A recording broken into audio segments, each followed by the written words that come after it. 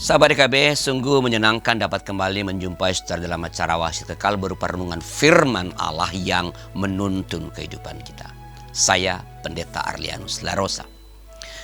Renungan pada hari ini, Rabu 9 Oktober 2024 ditulis oleh rekan saya Pendeta Sri Agus Patnaningsi dari GKI Residen Sudirman, Surabaya dengan judul Jagalah Hati, yang didasarkan pada Injil Matius pasal 5 ayat 27 sampai ayat 36.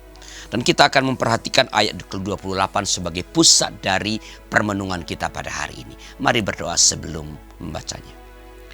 Tuhan, hati kami siap untuk mendengarkan, menerima firman-Mu. Tapi kami sadar keterbatasan kami. Maka sempurnakanlah kesiapan hati kami ini oleh Roh Kudus.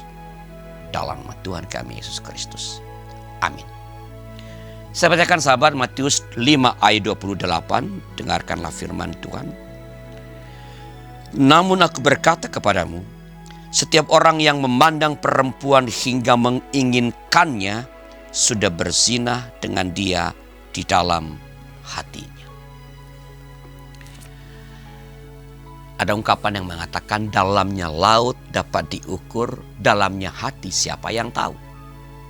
Sahabat, peribahasa ini mau menyatakan bahwa betapa sulit untuk mengetahui isi hati seseorang. Apa yang tersimpan di dalam hati tak akan diketahui oleh orang lain. Orang lain akan mengetahui isi hati kita bila kita telah mengekspresikan niat atau keinginan hati itu ke dalam perbuatan. Sekalipun demikian, Tuhan Yesus mengingatkan kita agar waspada dengan keinginan dosa yang tersimpan dalam hati. Sebab akar dosa asalnya dari hati. Misalnya, seseorang yang jatuh dalam dosa perzinahan pasti sudah menginginkannya dalam hatinya sebelumnya.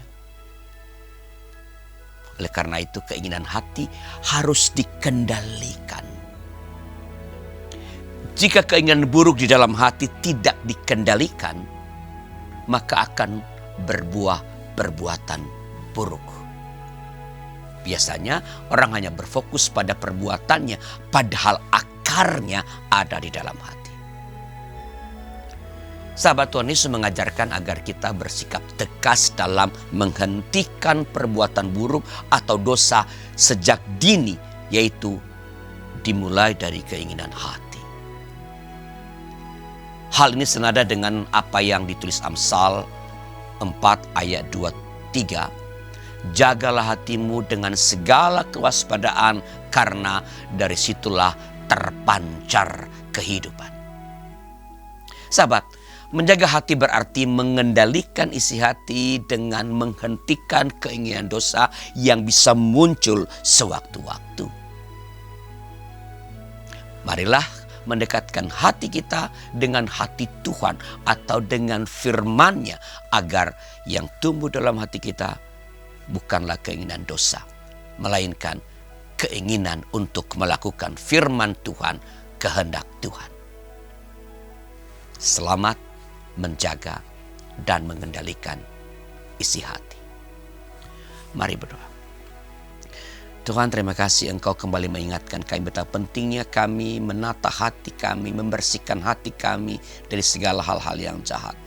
Biarlah hanya firman-Mu saja yang boleh memenuhi hati kami, memenuhi pikiran kami, supaya dengan demikian perbuatan kami pun adalah semata-mata menuruti kehendak Tuhan. Dalam nama Tuhan kami Yesus Kristus. Amin. Demikian sahabat, renungan kita pada hari ini. Jangan lupa subscribe, like, dan bagikan kepada sebanyak mungkin orang.